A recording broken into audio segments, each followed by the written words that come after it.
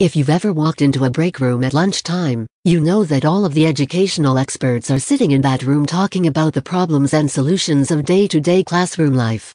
And yet, it seems as though the experts are never the people making the decisions.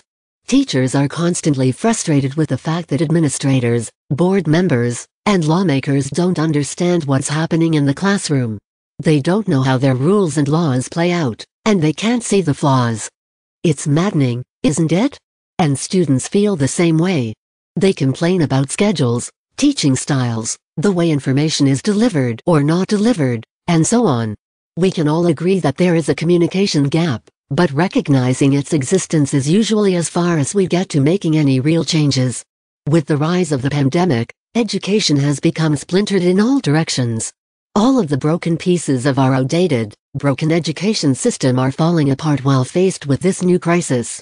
There are so many needs, opinions, complaints, desires for the future, frustrations about decisions being made, lack of understanding of what works and what doesn't, fear, and determination on all sides. There are many conversations occurring between teachers, administrators, boards, state education policymakers, and national policymakers. Talking is good. Talking is great. Conversations need to be had, and the lines of communication have to be open in order to identify and solve issues. The problem with all this talking, though, is the same problem that's always plagued education. Nearly all the conversations are horizontal rather than vertical. In other words, students are talking to other students. Parents are talking to other parents. Teachers are talking to other teachers. Administrators are only hearing from and talking to other administrators. What if we started making as much of an effort to communicate vertically as we do horizontally? The problems with vertical communication teachers feel unheard. That's the sentiment that is most common, isn't it? It stands to reason, though, that if you aren't speaking, you will remain unheard. But we all know it's just not that simple, is it? Teachers don't communicate with their administrators and school boards for a variety of reasons, the biggest of which is fear, and with good reason. No one wants to stand out as the one who complains. No one wants to be the squeaky wheel, or step on any toes, or make people uncomfortable. Teachers aren't paid a whole lot, relatively speaking, but most of us have to work or we won't survive, especially as budgets are being slashed and everyone is trying so hard to keep their heads down. Heaven forbid you raise your head or your hand and be singled out right now. It's a very scary time in education. Some are just a handful of years from retirement and are just trying to toe the line to get there in one piece. Another issue with vertical communication is that we've gone so long not doing it that most teachers don't even know how. They don't know how the system works, and they don't know who to talk to. They don't know how to present their ideas and recommendations in a way that is both professional and at the same time brief and concise.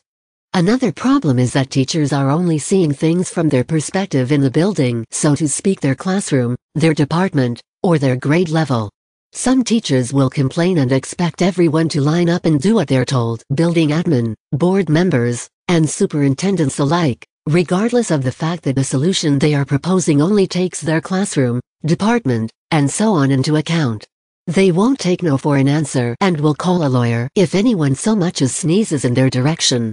Other teachers are so worried about being the bossy teacher or seen as a troublemaker that they won't speak up at all. They are so terrified that they'll be told no, or fired on the spot, that they won't dare say a word.